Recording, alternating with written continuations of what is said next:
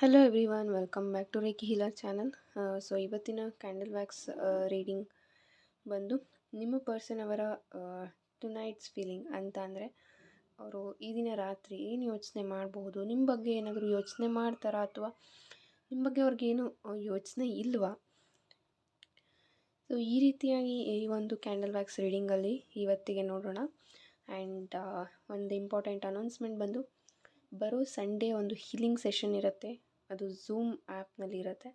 So live session ನೀವು ತೊಗೊಳ್ಬೇಕು ಅಂತ ಇದ್ದರೆ ಅದು ಬಂದು ರೇಖಿ ಹೀಲಿಂಗ್, ಡಿಸ್ಟೆನ್ಸ್ ಹೀಲಿಂಗ್ ಆಗಿರುತ್ತೆ. ನಿಮ್ಮ ಕರಿಯರ್, ಜಾಬ್ ಆಗಿರ್ಬೋದು ಅಥವಾ ನಿಮ್ಮ ರಿಲೇಷನ್ಶಿಪ್ಗೋಸ್ಕರ ಆಗಿರ್ಬೋದು, ನೀವು ಆ ಒಂದು ಹೀಲಿಂಗ್ ವೆಬಿನಾರ್ನ ಅಟೆಂಡ್ ಮಾಡ್ಬೋದು, ಹೀಲಿಂಗ್ ಸೆಷನ್ನ ನೀವು ತೊಗೊಳ್ಬೋದು. And again courses, tarot course ಆಗಿರ್ಬೋದು, money reiki, candle wax and pendulum course. So ಈ ರೀತಿ ಕೋರ್ಸಸ್ನ ನಾನು ಕಲ್ತ್ಕೊಳ್ಬೇಕು ಅಂತ ಅಂದ್ಕೊಳ್ತಾ ಇದ್ದರೆ ಅಫ್ಕೋರ್ಸ್ ಆ ಒಂದು ಕೋರ್ಸಸ್ ಸಹ ಅವೈಲಬಲ್ ಇದೆ. And majorly bracelets. ಸೊ ನಿಮ್ಮ ರಿಲೇಷನ್ಶಿಪ್ಗಾಗಿರ್ಬೋದು ಅಥವಾ ನಿಮ್ಮ ಕರಿಯರ್ಗಾಗಿರ್ಬೋದು, ಸೊ ಈ ರೀತಿ ಅದಕ್ಕೆ ಅಂತಲೇ ಸಪ್ರೇಟಾಗಿ ಬ್ರೇಸ್ಲೆಟ್ ಸಹ ಅವೈಲಬಲ್ ಇದೆ. ನನ್ನ ಚಾನಲಲ್ಲಿ ಹೋಗಿ ನೀವು ಚೆಕ್ ಮಾಡ್ಬೋದು. ನಿಮಗೆ ಅದರಲ್ಲಿ ಗೊತ್ತಾಗುತ್ತೆ ಯಾವ್ಯಾವ ಬ್ರೇಸ್ಲೆಟ್ಸ್ ಅವೈಲಬಲ್ ಇದೆ ಅಂತ. ಇಂಟ್ರೆಸ್ಟ್ ಇರೋರು ಬುಕ್ ಮಾಡ್ಕೊಳ್ಬೋದು. ಆಲ್ರೆಡಿ ತುಂಬ ಜನ ಬುಕ್ ಮಾಡ್ಕೊಂಡಿದ್ದಾರೆ. ಸೊ ಇಂಟ್ರೆಸ್ಟ್ ಇರೋರು ಬ್ರೇಸ್ಲೆಟ್ಸ್ನ ಸಹ ಬುಕ್ ಮಾಡ್ಕೊಳ್ಬೋದು. ಸೊ ಈ ಒಂದು ಕ್ಯಾಂಡಲ್ ವ್ಯಾಕ್ಸ್ ರೀಡಿಂಗ್ನ ಸ್ಟಾರ್ಟ್ ಮಾಡೋಣ. ಓಕೆ, ನೋಡೋಣ ಏನೆಲ್ಲ ಫೀಲಿಂಗ್ಸ್ ಇದೆ. ಸೊ ಈ ಒಂದು ನೈಟಲ್ಲಿ ಅವರು ಏನು ಯೋಚನೆ ಮಾಡ್ತಾರೆ. ಸೊ ಇವತ್ತಿನ ನೈಟ್ಗಾಗಿರ್ಬೋದು ಅಥವಾ ನೀವು ಈ ವಿಡಿಯೋನ ಯಾವಾಗ ನೋಡ್ತೀರಾ ಆವತ್ತಿನ ದಿನ ನೈಟ್ ಏನು ಯೋಚನೆ ಮಾಡ್ತಾರೆ ಅನ್ನೋದಾಗಿರುತ್ತೆ. ಹಾಗೆ ಇದು ಟೈಮ್ಲೆಸ್ ಆಗಿರುತ್ತೆ. ಆ್ಯಂಡ್ ನಿಮಗೆ ರೆಸೊನೇಟ್ ಆಗೋದು ಮಾತ್ರ ತೊಗೊಳ್ಳಿ. ನಿಮಗೆ ಯಾವುದು ರೆಸೊನೇಟ್ ಆಗೋಲ್ಲ ಅದನ್ನು ಬಿಟ್ಬಿಡಿ ಅಂತ ಹೇಳ್ತೀನಿ.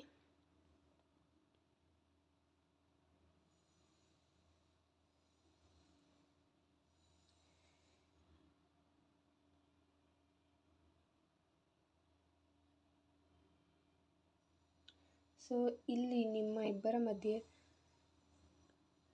ಒಂದು ವಾಲನ್ನು ಕ್ರಿಯೇಟ್ ಮಾಡ್ಕೊಂಡಿರ್ಬೋದು. ಸಮ್ ಈಗೋ ಇಶ್ಯೂಸ್ ಇರ್ಬೋದು. ಆ್ಯಂಡ್ ಈ ರಿಲೇಷನ್ಶಿಪ್ಪಲ್ಲಿ ನೀವು ಎಷ್ಟು ದಿನ ಇದ್ರಿ, ನೀವಾಗಲಿ ಅಥವಾ ನಿಮ್ಮ ಪಾರ್ಟ್ನರ್ ಆಗಲಿ, ಇರೋಷ್ಟು ದಿನವೂ ಸಹ ಒಂದು ಸ್ಟ್ರಗಲ್ ಅನ್ನೋದು ಇತ್ತು ಅಂತ ಕಾಣಿಸ್ತಾ ಇದೆ. ಸ್ಟ್ರಗಲ್ ಅಥವಾ ಮಿಸ್ಅಂಡರ್ಸ್ಟ್ಯಾಂಡಿಂಗ್ಸ್ ಇರ್ಬೋದು. ಆ್ಯಂಡ್ ಇಲ್ಲಿ ಅಷ್ಟೊಂದು ಟ್ರಸ್ಟ್ ಅನ್ನೋದು ಇರಲಿಲ್ಲ ಈ ಒಂದು ರಿಲೇಷನ್ಶಿಪ್ಪಲ್ಲಿ. ಒಬ್ಬರ ಮೇಲೆ ಒಬ್ಬರು ಡೌಟ್ ಪಡೋದು, ಈ ರೀತಿ ಒಂದು ಎನರ್ಜೀಸ್ ಇಲ್ಲಿ ಸಿಗ್ತಾ ಇದೆ.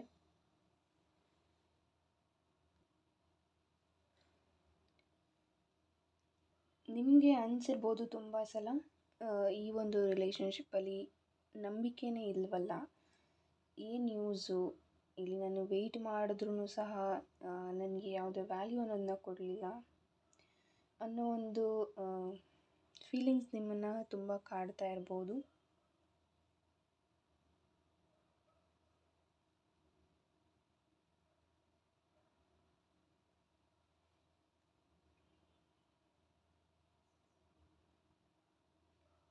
ಈ ವ್ಯಕ್ತಿ ನಿಮ್ಮ ನಂಬಿಕೆಗೆ ಎಲ್ಲೋ ಒಂದು ಕಡೆ ಮೋಸ ಮಾಡಿರ್ಬೋದು.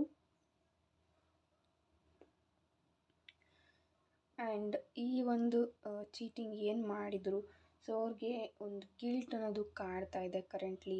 ಅವರು ಮಲ್ಕೊಳ್ಳೋವಾಗ ಆಗಿರ್ಬೋದು, ಸೊ ಮೆಮೊರೀಸ್ ಅವ್ರಿಗೆ ನೆನಪಾಗತ್ತೆ. ಬಿಕಾಸ್ ಈ ಪರ್ಸನ್ ತುಂಬ ವರ್ಕ್ ಮಾಡ್ತಾರೆ ಅಂತ ಅನಿಸುತ್ತೆ. ತುಂಬ ವರ್ಕಿಂಗ್ ಇದ್ದಾರೆ ಇವರು. ಸೊ ಅವ್ರ ವರ್ಕಲ್ಲಿ ಯಾವಾಗಲೂ ಬ್ಯುಸಿ ಆಗಿರುವಂಥ ವ್ಯಕ್ತಿ. ಪಾಸ್ಟ್ ರಿಲೇಷನ್ಶಿಪ್ನಲ್ಲಿ ಇದ್ದಾಗ ಅಥವಾ ಇವಾಗ ನೀವು ಯಾರಾದರೂ ಟೈಮ್ ಕೊಡ್ತಾ ಇಲ್ಲ ಅಂತ ನೀವೇನಾದರೂ ಇಲ್ಲಿ ತಪ್ಪು ತಿಳ್ಕೊಳ್ತಾ ಇದ್ದರೆ, ಡೆಫಿನೆಟ್ಲಿ ಈ ವ್ಯಕ್ತಿ ಅವರು ಕರಿಯರ್ ಕಡೆ ಫೋಕಸ್ ಮಾಡ್ತಾ ಇದ್ದಾರೆ. ಆ್ಯಂಡ್ ಅವ್ರ ವರ್ಕಲ್ಲಿ ತುಂಬ ಪ್ರೆಷರ್ ಇರ್ಬೋದು ಅವರಿಗೆ. ಬಟ್ ಡೈಲಿ ನೀವು ಅವರಿಗೆ ನೆನಪಾಗ್ತೀರಾ. ಆ್ಯಂಡ್ ನಿಮ್ಮ ಜೊತೆ ಕಳೆದಂಥ ಕ್ಷಣ ಏನು ಮೆಮೊರೀಸ್ ಎಲ್ಲ ಇತ್ತು, ಸೊ ಅದೆಲ್ಲವೂ ಸಹ ಅವ್ರಿಗೆ ನೆನಪಿದೆ.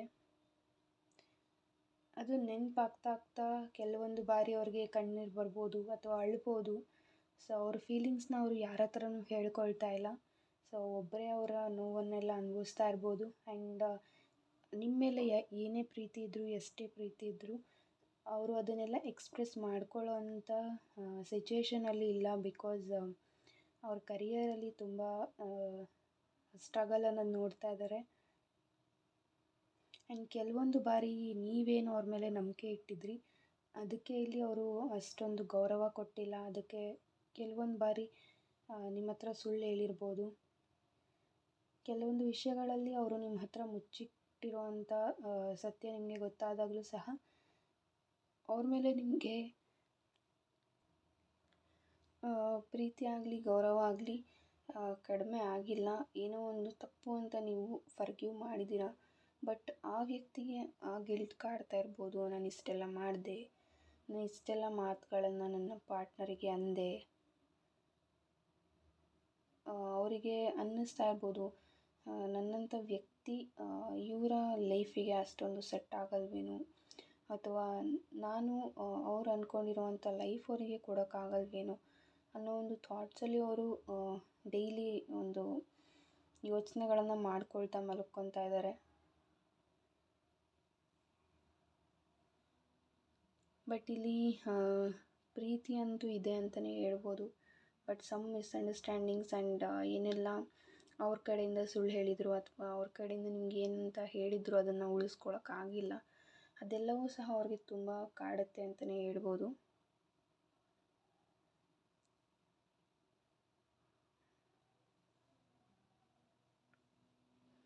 ನಿಮಗೂ ಇಲ್ಲಿ ಅನ್ನಿಸ್ತಾ ಇರ್ಬೋದು, ನಾನು ಈ ಒಂದು ವ್ಯಕ್ತಿನ ಅರ್ಥ ಮಾಡ್ಕೊಳ್ಳೋದೇ ಕಷ್ಟ ಆಗಿಬಿಟ್ಟಿದೆ. ಸೊ ಒಂದು ಬಾರಿ ಇದ್ದ ಹಾಗೆ ಇನ್ನೊಂದು ಬಾರಿ ಇರೋದಿಲ್ಲ. ಇವರು ನಿಮಗೆ ಕೆಲವೊಂದು ಬಾರಿ ಹೇಳ್ತಾ ಇರ್ಬೋದು, ನಾನು ಈ ಒಂದು ಲೈಫಲ್ಲಿ ಸೆಟಲ್ ಆಗಬೇಕು, ಆನಂತರ ನಾನು ನಿಮಗೆ ಕಮಿಟ್ಮೆಂಟ್ ಕೊಡ್ತೀನಿ ಅಂತ. ಇನ್ನು ಕೆಲವೊಂದು ಸಾರಿ ನನ್ನ ಬಿಟ್ಬಿಡು ಅನ್ನೋ ಒಂದು ಮಾತುಗಳನ್ನು ನಿಮಗೆ ಹೇಳ್ಬೋದು. ಸೊ ಅದರಿಂದ ನಿಮಗೆ ತುಂಬ ಹರ್ಟ್ ಆಗ್ಬೋದು, ಇಲ್ಲಿ ಹರ್ಟ್ ಆಗ್ತಾ ಇರ್ಬೋದು ಆಲ್ರೆಡಿ.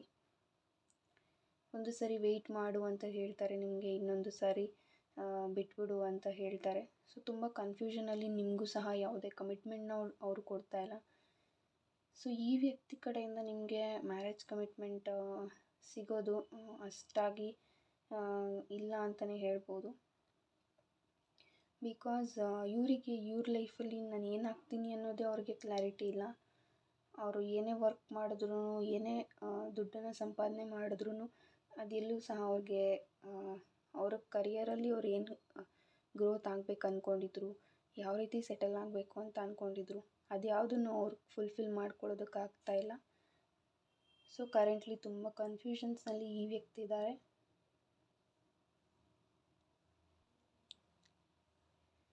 ಸೊ ಈಗಿದ್ದಾಗ ನಿಮಗೆ ಇಲ್ಲಿ ಕಮಿಟ್ಮೆಂಟ್ ಕೊಡೋದು ಸ್ವಲ್ಪ ಡೌಟ್ ಇದೆ.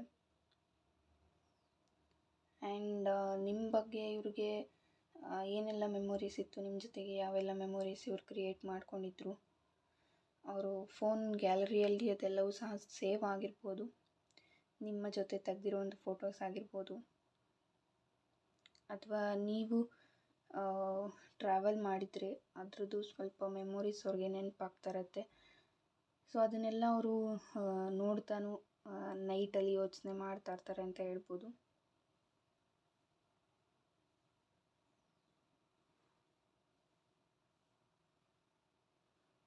ಆ್ಯಂಡ್ ಸಮ್ಟೈಮ್ಸ್ ಇವರು ನಿಮ್ಮನ್ನು ತುಂಬ ಮಿಸ್ ಮಾಡ್ಕೊಳ್ತಾರೆ.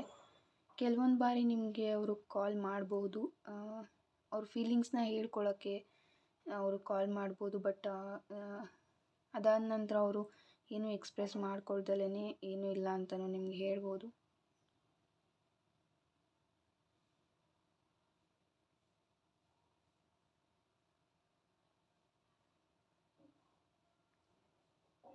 ಆ್ಯಂಡ್ ಇಲ್ಲಿ ಒಂದು ಏನು ಹೇಳ್ಬೋದು, ಲೈಕ್ ನಿಮ್ಮ ಮತ್ತು ಅವರ ನಡುವೆ ಸಾಕಷ್ಟು ಡಿಫ್ರೆನ್ಸ್ ಇರ್ಬೋದು. ನೀವು ಯೋಚನೆ ಮಾಡೋದಾಗಿರ್ಬೋದು, ಅವ್ರು ಯೋಚನೆ ಮಾಡೋದಾಗಿರ್ಬೋದು, ತುಂಬ ಡಿಫ್ರೆನ್ಸಸ್ ನಿಮ್ಮಿಬ್ಬರ ಮಧ್ಯೆ ನೋಡಿದ್ದೀರಾ ನೀವು ಆಲ್ರೆಡಿ.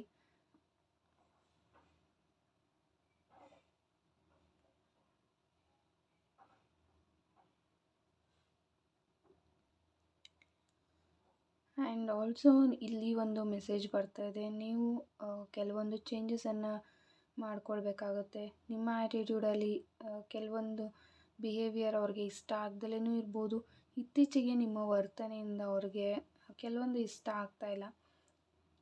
ಅದು ನಿಮಗೂ ಅನ್ನಿಸ್ತಾ ಇರ್ಬೋದು, ಮೊದಲೆಲ್ಲ ಇದನ್ನೆಲ್ಲ ಅಕ್ಸೆಪ್ಟ್ ಮಾಡ್ತಾಯಿದ್ರು, ಇವಾಗ ಇದನ್ನೇ ಹೇಳ್ತಾರೆ, ಇದನ್ನೇ ಒಂದು ರೀಸನ್ ಆಗಿ ತಗೊಳ್ತಾರೆ ಅಂತಲೂ ನಿಮ್ಗೆ ಅನ್ನಿಸ್ತಾ ಇರ್ಬೋದು.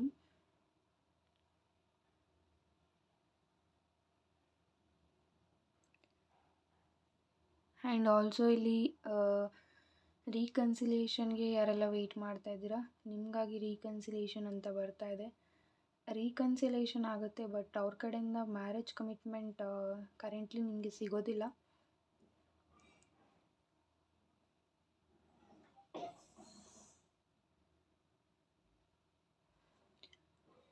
ಇಲ್ಲಿ ನೀವು ಕೆಲವೊಂದು ಸತ್ಯಗಳನ್ನು ಹುಡುಕ್ತಾ ಇದ್ದೀರಾ ಅಂತ ಹೇಳ್ಬೋದು.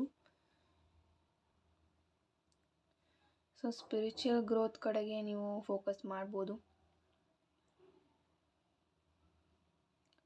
ಸ್ಪಿರಿಚುವಲ್ ಗ್ರೋತ್ ಅಂತ ಬರ್ತಾ ಇದೆ. ಸೊ ಅದ್ರ ಕಡೆ ಕೆಲವೊಂದು ಕಾನ್ಸಂಟ್ರೇಷನನ್ನು ಮಾಡಿ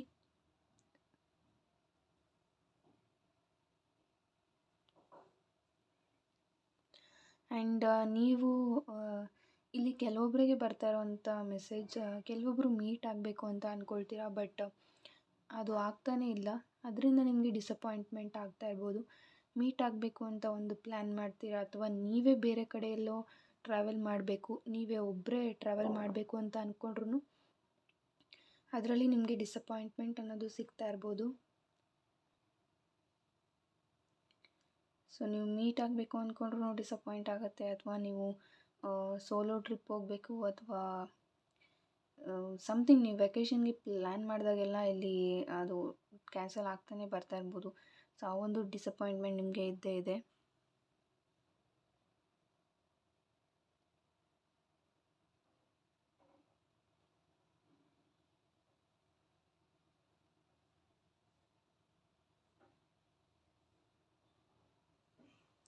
ಆ್ಯಂಡ್ ನಿಮ್ಮ ಕರಿಯರ್ಗೋಸ್ಕರ ಒಂದು ಮೆಸೇಜ್ ಬಂದು ನೀವು ಅಲರ್ಟಾಗಿಲ್ಲ ಅಂತ ಬರ್ತಾ ಇದೆ.